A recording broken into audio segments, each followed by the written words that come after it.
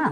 In last class you have understood that what is uppercase letter and what is lowercase letter. Why do we use 4-line book for writing? Okay, English writing.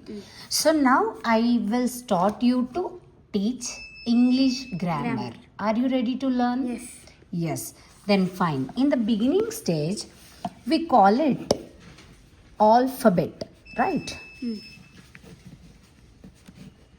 Did you know the meaning of it? No. You don't know. Why? Alphabet. What is this? Alphabet.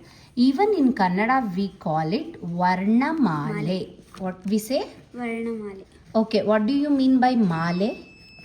ಸರಗಳ Male. Saragala Male. male. Huvina Male. male. Right. As well as even in English, even in Kannada, we have Varnamale and alphabet.